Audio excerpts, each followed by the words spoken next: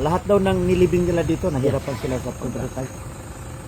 Abot daw sila ng tanghali. Mga alaw na pamatay. Kung tutusin, pero yun, mga hindi pa nag-isang oras, tapos na dalawa lang kayong narukay. Alos 2 tao lang. Dalawang tao lang. So, isa yun sa mga palatandaan na inshallah, tinanggap ng Allah. Hindi kaya ng 5 tao. Yung bato dito, pero siya, parang halos 2 tao lang yung nagtrabaho. Hindi kami nabuti ng 1 oras. Walang bato. Walang bato. Ginawa. May bato pero mali. Nakasimple lang daw na Oo. Sa lahat ng mga nailibing dito. Nanay ko, tatay ko, kapatid ko. Wala masyadong 5 tao. Buhat ng kwan. Bato. Pero sa kanya, hindi kami nabutan ng 1 oras. Madali lang lahat. Kalambot lang. Yung kinaroroonan niya, doon ba yun sa barangay na yun? Barisi. Barisiti, anong porker? Galing kayo sa Laguna? Saan sa Laguna?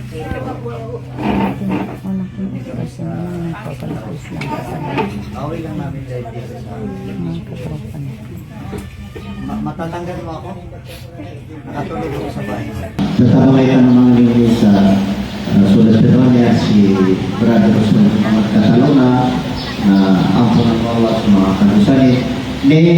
Nanggula rin na niya, nagkakadusan sa naawa ng sarkani na tiba Allah Ta'ala kama bada na awali halkin mo doon tingin kinaadan sarkani na ibalingan namin kung tiba Allah Ta'ala. Ini siya kan Rasulullah Sallallahu Alaihi Wasallam o matay sotaw na nakapipita sa lawas nangito mati mabibig mo Allah kung Rasulullah mati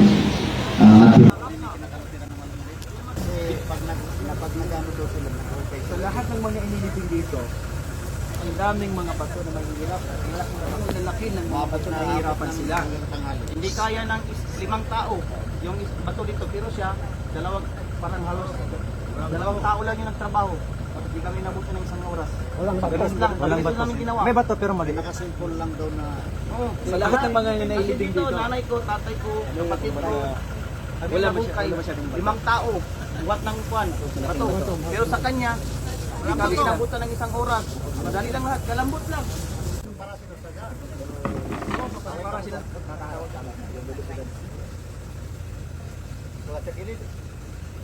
Na pa rin. Kira ng basta.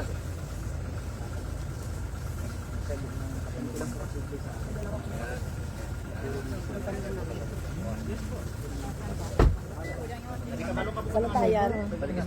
Kung bala niya mo kapitan ka Alin mo parang may sunset. Maupo na si Brother Muhammad. Sunset na magpalulito. Kaya po makakalikan kaya po pakikita ninyo yung direction ng aming mosque. malabot yung hindi kinakalot ni Randa. Malabot yung hindi kinakalot ni Randa. Lang mo na nilabos Niya kung mamatag ko na ka sa oras. Masya ang kasorganog mo. Balik siya malamod mo. Kanya na marumugiro. Mga kuda ko na kung sila napasangan. Kinakalot ka? Hindi ako nasa oras na ang sila. Oras kinalabos na kalot. Masyaallah. Ni lang ko na niyo. Bato lang. Ngawat ng mga tao. Ya, pagi ito. Handa na lahat. Okay, manipas. Kagana 5 katao. Kabalik ka marami ko gina. Oh, nandiyan may Kaya malamod. ibaratan ng Rasulullah sa Amerika sa gaya mo Pero pangit. makin Malamod ka ba na? doon sa nga awas sa lawas Pangit talaga. Kaya kung sunyi dapat rin sa kalawatan Kumangkab mo. Nanipag-islam Kumangkab mo mo. So, ini parang Pero paano ba talaga? Naibaling ang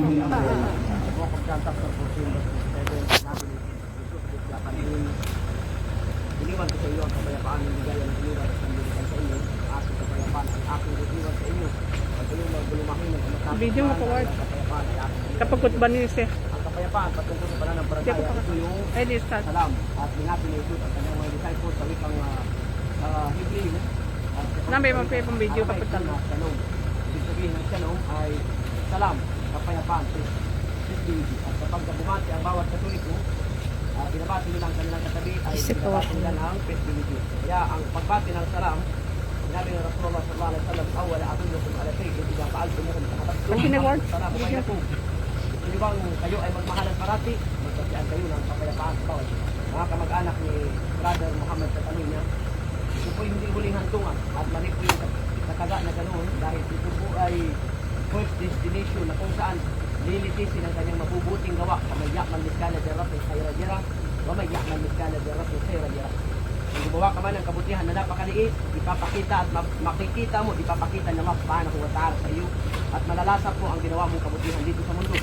At kung gumawa ka man ng kahit na gaano kaliit na kasamaan, ipapakita niya Allah subhanahu wa ta'ala sa iyo. Alhamdulillah, namatay si Brother Muhammad Catalunya na siya ay isang mananampalataya at ang last will niya, maging ang aming mahal na Sheikh Alim mula sa Car ay kanyang sinabi na siya ay ililibing sa libingan ng mga Muslim. Tapos sana, mga palangga namon, mga kasimanwa namon, ipalapot namon sa inyo ang Islam, amo sini ka nami ang kung mapatay ka karon sa aga or karon sa aga ka napatay, ilubong ka pagkahapon. No? Kay amo sini ka nami ang Islam. Kaya sa kanyang mga anak, maraming salamat sa inyong pag-unawa sa kanyang may bahay na dati at sa kanyang asawa ngayon ay pinapasalamatan namin kayo. Nawa ang gabay ni Allah ay mapasa inyo at pwede kayong magtanong or baka gusto nyo pumasok sa pananampalataya. Kung gusto nyo pumasok, walang problema. Lahat ng babaeng nakikita ninyo na may hijab, ganyan ang ginawa ni Maria Pesbia Panhin. Mariam Pesbia Panhin. Ibig sabihin, si Mama Mary na ina ni Jesus Pesbia Panhin. Si Ustad Ahmad.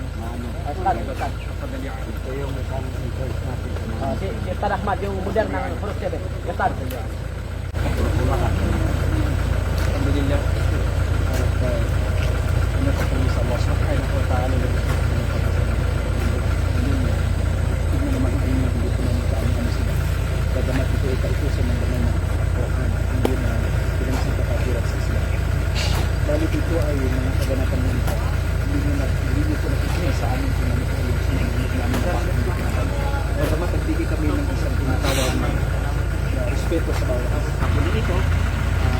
Ikaw, mali natin sa panahon, inshallah, naway mabuksan ng bawat isip natin na kung saan ang ating kapakakot ang pinakamakan ng Diyos. So tayong tumingin sa mga taong na nagngangalang Muslim, pagamat ang gawain hindi Muslim. Tunay na Muslim ang sumusunod sa pamantayan ng Quran.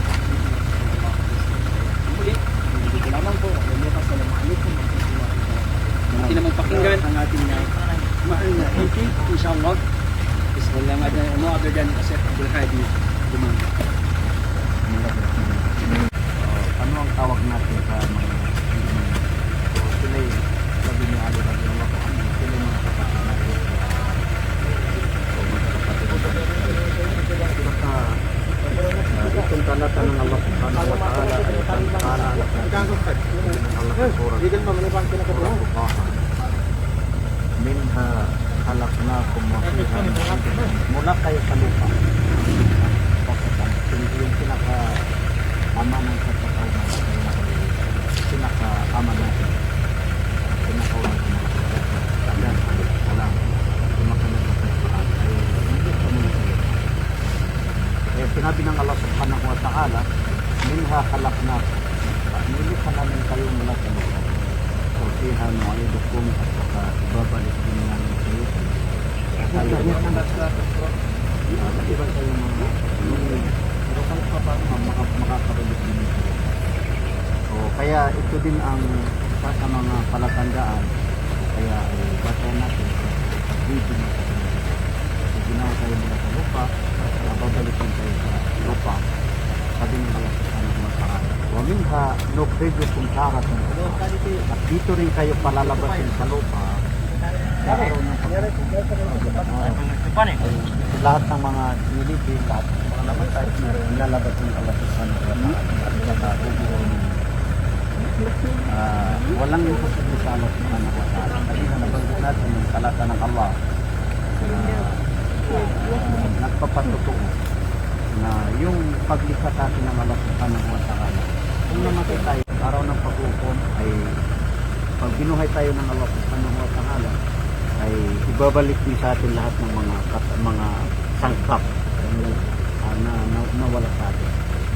Nawala sa atin. May mga patunay ni Propeta Muhammad sallallahu alaihi wasallam.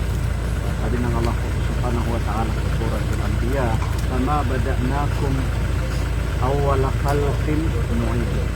Katulad ng paglikha namin sa inyo. Yung anyon nyo na kumplito, ang paglikha sa inyo ng Allah subhanahu wa ta'ala, pag binuhay kayo muli, pag binuhay kayo muli ay ibabalik lahat ng Allah subhanahu wa ta'ala.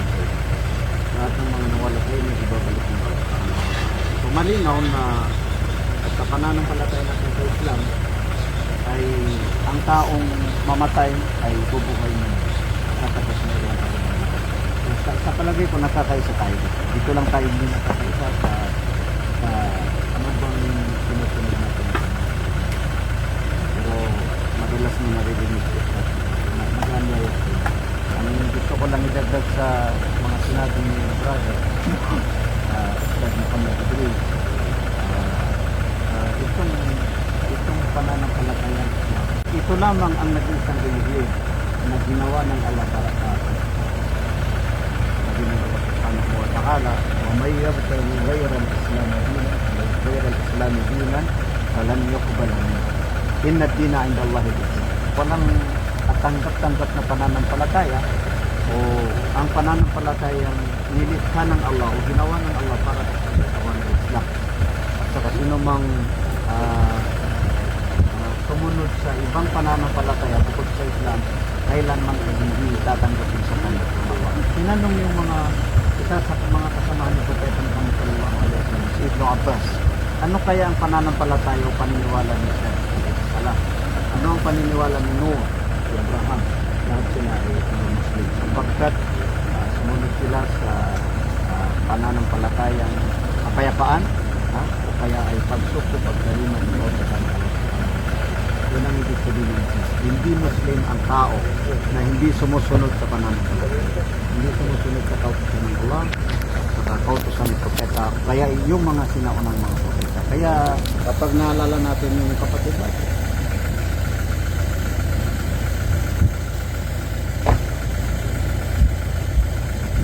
kasi nakita natin sa kanya yung lubos na pagyakap sa Islam ng pusa. Sana tanggapin ng Allah lahat ng mga pagdarasal.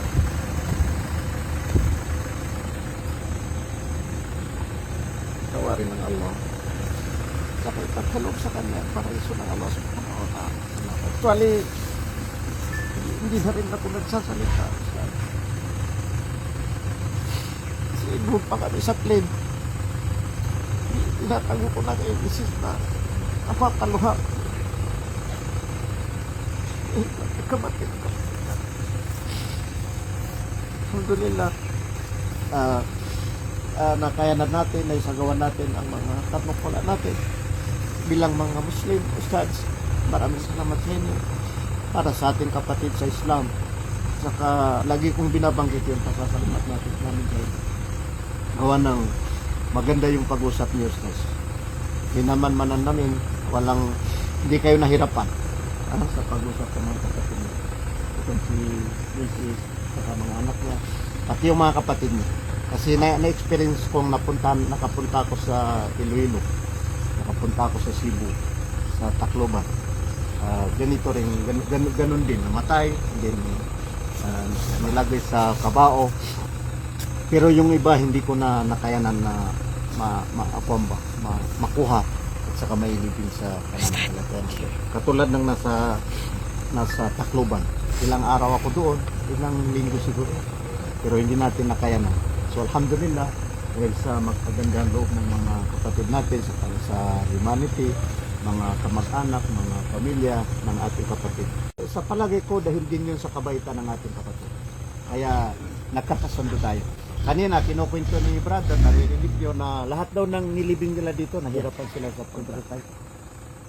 Abot daw sila ng tanghali. Mga alaw na kamatay. Kung tutusin, pero yun, mga hindi pa nag-isang oras, tapos na dalawa lang kayong nahukay. Alos 2 tao lang yung namatay. 2 taon lang. So, isa yun sa mga palatandaan na inshallah, tinanggap ng Allah. So, yun lamang. Maraming salamat sa inyo. Shukran. Kasurgan mo Allah Ta'ala. Kasurgan mo Allah Ta'ala. Naam talabin ba? Kasurgan mo Allah Ta'ala. Kasurgan mo Allah Ta'ala. Naam talabin ba?